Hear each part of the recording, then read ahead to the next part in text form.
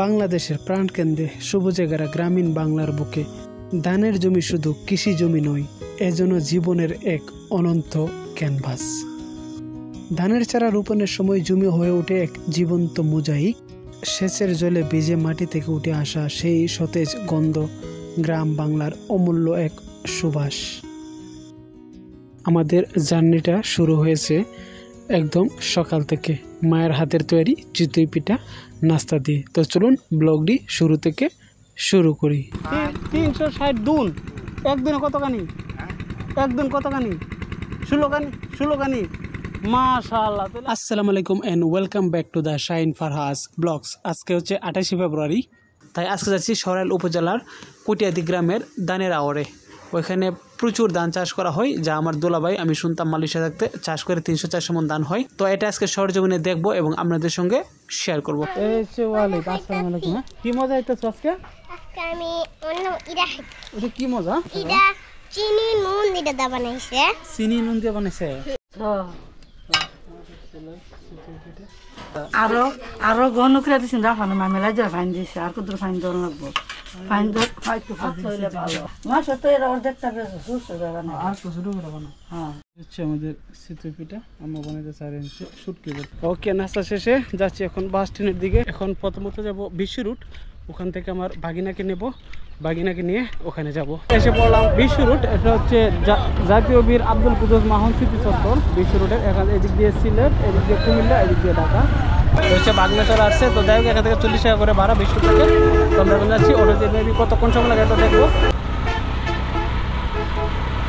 প্রায় 20 মিনিট জেমে আটকে রইলাম। হচ্ছে জেম সরাইল বাজার। রাস্তা একদম ফ্রি হলো।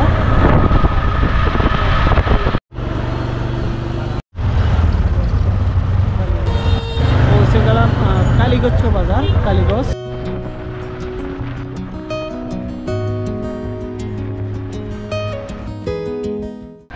ওকে, অবশেষে আমি দীর্ঘ 1.5 ঘন্টা পরে এসে পৌঁছে গেলাম পুটিয়া ব্রিজ। ওই পাশে হচ্ছে মিনি পুটিয়া ব্রিজ। আমরা একদিক দিয়ে এখন যাব। ওই পাশে আমার দুলাভাই আর সাথে বাগনা আছে। পরিবেশটা এত একটা ভালো লাগতেছে, একদম নিরিবিলি খোলা মাঠ। আর এ পাশে মেন রোড। এ পাশে মেবি বর্ষাকালে এটাকে মিনি কক্সবাজার বলা হয়। ওইখানে ব্রিজটা থেকে মিনি কক্সবাজার। আমাদের গ্রামের পাশেই মালিকের বাড়ি। একটা হচ্ছে আশাইটের বাটা। মেবি কৃষকরা যারা জমি চাষ করে, গরু তারপর জমিগুলো চাষ করা হয়, গরু বাড়ি করে এখানে টেম্পোরারি বানানো হয়। ওই পাশে একটা মসজিদ আছে। যাই হোক, আজকে তো শুক্রবার, মেবি মসজিদে নামাজটা পড়বো। মেবি এটা বাংলাদেশে আমার শেষ শুক্রবার হবে, কারণ ইনশাল্লাহ সামনে আবার দেশে চলে আসলে হবে, কারণ আগামী সোমবারে চলে যাব সেজন্যে। যাই হোক, এখন আমরা যাই এদিক দিয়ে। সবাই জানে জমি চাষ করার সাথে গরু নিয়ে আসছে আর অস্থায়ী বাড়িঘর বানানো হয়েছে। রাফিন অনেকবার আসছে, রাফিন আব্বুর সাথে। রাস্তার জন্য জায়গা অনেক সংকট, বাড়ির জন্য জায়গার সংকট। আর এদিক দিয়ে দেখুন বিশাল আওয়ার, এই খালি জমিন পড়ে আছে। আর ওই পাশে যারা যারা পারে তারা চাষ করতেছে, একদম সস্তা মেবি হবে। এখানে জমিগুলোর দাম কিরকম কি আসে বিষয় এগুলো দুলাভাইকে জিজ্ঞাসা করে জানাবো আপনাদেরকে। বিশাল এলাকা অনেকেরই, কিন্তু বাট বসত বাড়ি নাই এখানে, সব ধানের জমিন। আর গরু, কৃষক যারা যারা আছে তারা গরু নিয়ে আসে আর এখানে অস্থায়ী বাড়িঘর বানিয়ে এখানে থাকে ওরা।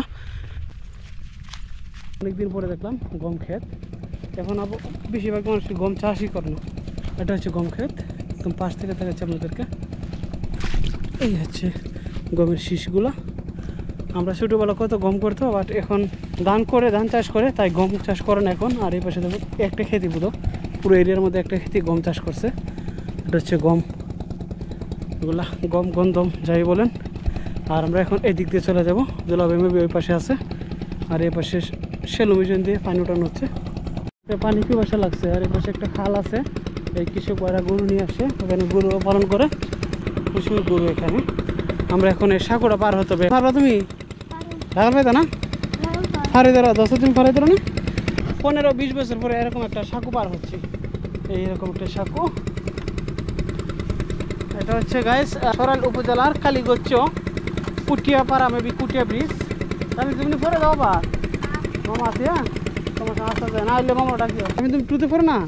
মাশাআল্লাহ, রাফিনের রুল নাম্বার 1। রাফিন পড়ার মতো অনেক ভালো, অনেকটা প্যারা। যাই হোক, পানি পিপাসা লেগে গেছে, চলে আসছে। এই ধান চলে আসতেছে।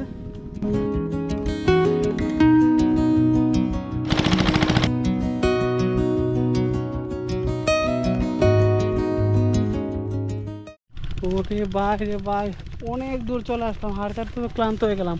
ওই পাশে সাকুরা পার হলাম, মেবি 2-3 কিলোমিটার হবে। ওই আর আমরা ওই দিক দিয়ে আসলাম।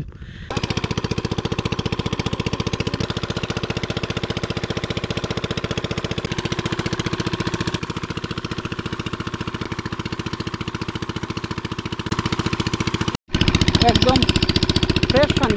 আমরা যেহেতু বাইরে থাকি তাই 1 বছরে চাউল নিয়ে যাই, দুলাভাই এগুলো চাষ করে। এইটাকে মেবি বলা হয় মিনি কক্সবাজার। বর্ষাকালে এটা পানি হয়ে যায়, আর ওই ব্রিজ থেকে দেখা যায় কক্সবাজারের মতো। জমিনে বীজ দেওয়া হয়েছে, মালয়েশিয়া ভাষা বলা হয় রাচুন। এই বীজ দিয়েছে এখানে, মেবি এটা দুলাভাইয়ের মেশিন। দুলাভাইয়ের পাশে আছে, পাশে প্লেট ভাতটা খাবার দাবার সব নিয়ে আছে, ওষুধও নিয়ে আছে দুলাভাইয়ের। জুতাগুলো কাদা টাদা পার হয়ে যেতে হবে। এই হচ্ছে ধানগুলো, মেবি আসবো। এই দুলাভাইয়ের পাশে আছে এই ধান, কিছুদিনের মধ্যে ধান চলে আসবে।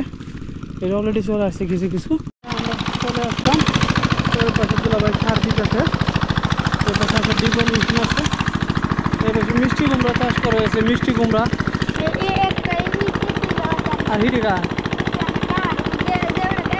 হ্যাঁ হ্যাঁ, এত দূরে দুলাভাই আইন কেমনে তুলে হারতে হারতে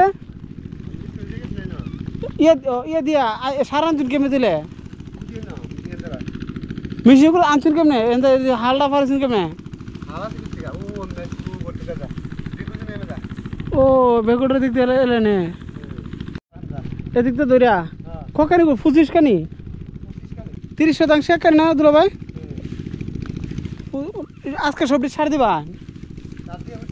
হ্যাঁ তো দিয়ে লাইছেন সব, 20 দিয়েছেন না? বাস লাগিয়ে নিজের যে বাইতে না কামলা লোক লাগে পাছো কাজের লোক তোমার আইতে 500 টাকা আওয়াজও ভাড়া চাইব। ও এদিক তো তোলা বেটা কি গ্রাম? মুজবেরিটা।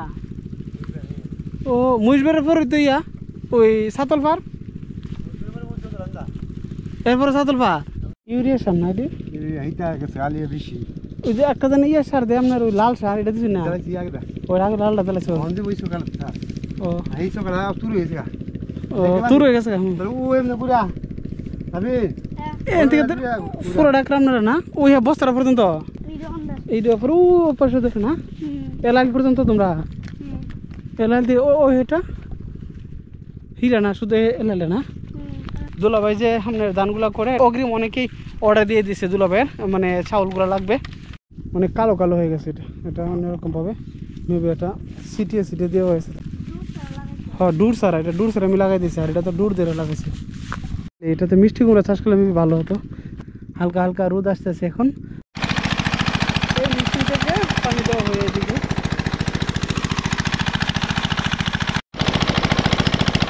বেশ না এটা 3 লাখ 8 লাখ 2 লাখ একানি সোলা আছে উঁচা সরি 6 লাখ টাকা নি।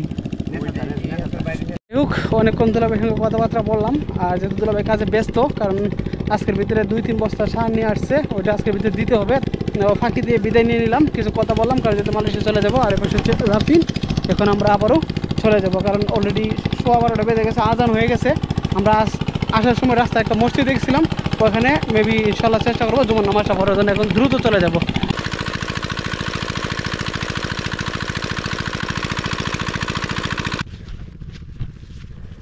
আমি আসতেছি আর পিছের দিকে তাকাইতেছি, কত দূরে আমরা চলে গেছিলাম পায়ে হেঁটে। ওই ব্যাপারে ওই দিক দিয়ে এখন আমরা এই দিক দিয়ে যাচ্ছি।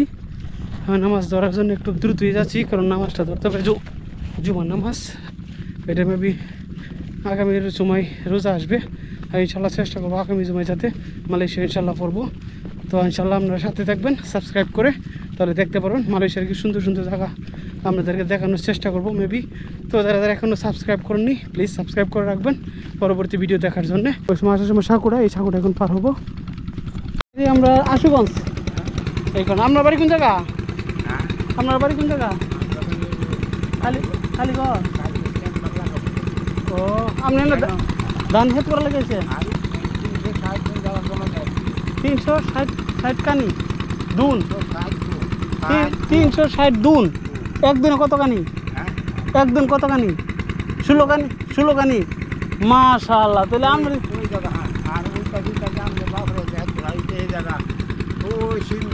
সব আমারও না আমার ঘর ও আপনারা গ্রামে আমরা কা পুরো এলাকায় তো আপনারা আর হ্যাঁ। এই এলাকা সব মানে আপনারা না এই জায়গা জমা সব এই হাওড়া হাওড়া সামনে ও শিল্পী বলছে জমা একদম জমা কত টাকা নেয় এমন জমা হিসায় ওই বান্ধে সাঞ্জে হতা হ্যাঁ 30 লাখ টাকা দাও ছিল 23 লাখ টাকা মাশাআল্লাহ 360 দিন হ্যাঁ 300,000 দাও এক বছরের লাগিয়া হ্যাঁ না করুন না কয় বছর দেখ মাস দাও হলো হ্যাঁ ওই এক সিজনের লাগি হলো সাকু পার হয়ে গেলাম মুরব্বী চাচা বলতেছে ওনার নাকি ওনার গ্রামের নাকি 360 দিন জমি 16 কানিয়ে এক দুন মানে 30% আমরা এক কানি বলা হয় তো 16 কানিয়ে এক দুন 360 দিন এলাকা জমি মাশাআল্লাহ এদিক দিয়ে পুরোটা এলাকা ওদেরই উনি বলতেছে 15-20 মিনিট হাঁটলাম আমরা একদম পিছন দিয়ে সাকুমাকু পার হয়ে এখন অন্ধকার দেখা যাচ্ছে না একদম কুয়াশার মতো লাগতেছে আমরা এখন প্রায় চলে আসলাম এ পাশে ইটের ভাটাটা আর এই পাশে মসজিদ মেবি ইনশাল্লাহ নামাজটা ধরতে পারবো কারণ আমরা খুব দ্রুত আসলাম 20 মিনিট হয়ে গেল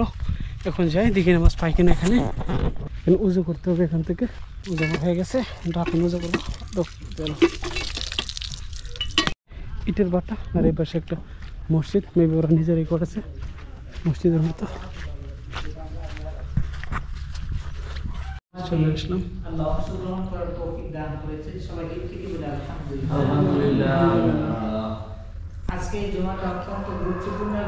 ওকে আমাদের নামাজ পড়া শেষ এখন একটা রেস্টুরেন্ট দেখছি এখানে একটা সাজ স্টল আছে দেখি রাফিনকে কিছু খাওয়াতে হবে রাফিন অনেকক্ষণ ঘুরতেছে এটা হচ্ছে মসজিদটা এখানে নামাজ পড়লাম